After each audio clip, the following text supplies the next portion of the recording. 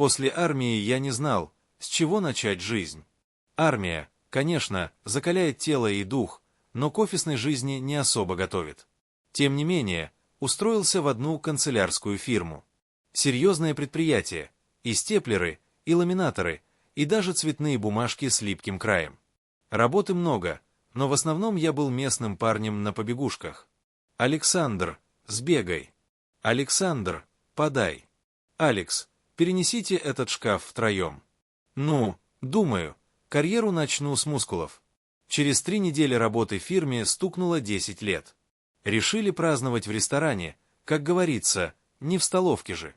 Все в костюмах, платьях, прически и я в свежевыглаженной рубашке и даже при галстуке, если не считать, что он был из школьных запасов. Танцы начались после 3-го тоста. Подошел к женщине, которую до этого не видел, и пригласил ее на медленный танец. Такая, знаете, элегантная, ухоженная, с глазом лукавым и легким ароматом чего-то очень вкусного. Явно не наши офисные бутерброды. «Ты у нас новенький?» «Да». С улыбкой спросила она. «Да, Александр, я месяц как из армии и прямо к вам на склад». «А я, Ира, работаю на упаковке». «Ну что ж, теперь у тебя есть свой проводник в мир гофрокартона», и подмигнула она. Танец прошел на ура. Ира явно чувствовала себя уверенно. У меня даже голова закружилась и не от шампанского. А я, между прочим, думал, что ты преподаватель с кафедры женской логики, ляпнул я. Она засмеялась заразительно, так что даже официант улыбнулся. Мы уже хорошо прижались друг к другу, когда рядом вырос мужичок ростом мне по плечо и с лицом, как у мопса в обиде. «Ирина», — сказал он с претензией, как будто я занял его место на любимом кресле. «Ты это чего к нему прилипла?» «А это потому, что он не наступает мне на ноги, Толя, в отличие от тебя». Пока он пытался потянуть ее за руку, я вежливо, но твердо встал между ними. Он толкнул меня. Я по инерции слегка наступил Ирине на ногу. Она охнула, а я рефлекторно, но слегка приободрил мужчину локтем. Ну так, чисто по-дружески. И он сел внезапно. Потом ушел сопровождаемый 2 коллегами. «Это что, был твой муж?» — тихо спросил я, пока Ирина наблюдала, как его уводят. «Ну, формально, да, по документам, а так скорее бытовое недоразумение. Понимаешь, после того, как сын уехал на учебу, у нас все развалилось. И как мы все прояснили, вечер продолжился. Ирина не ушла.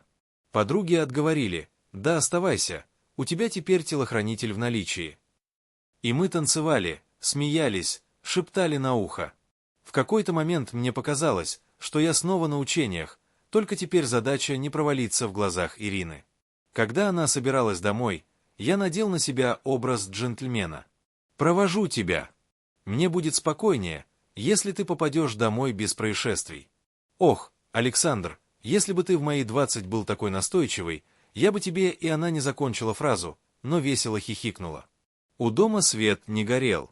«Подожди здесь, я разведаю», — сказала Ира. «Если муж уже спит, махну тебе из окна». Через пару минут окно на 3-м этаже открылось, и Ирина помахала мне рукой. Я поднялся. Она встретила меня фразой: «Толя храпит так, что точно никто ничего не услышит. Проходи, мой защитник, на кухню там безопасно». Я скинул куртку и уселся на мягкий уголок. Ирина села рядом и потянулась губами ко мне. Там на кухне все и закрутилось у нас. Да еще и под храп ее муженька. Да, Ирина намного старше, но с ней было тепло. Она смотрела на меня не как на мальчишку, а как на мужчину, пусть и юного. Так завязалась наша странная, немного сумасшедшая дружба. Мы иногда встречались на работе по выходным, когда ее муженек уезжал на рыбалку, также встречались. Она шутила, что я ее личный отпуск, а я называл ее своим неофициальным наставником по женской логике. Музыка.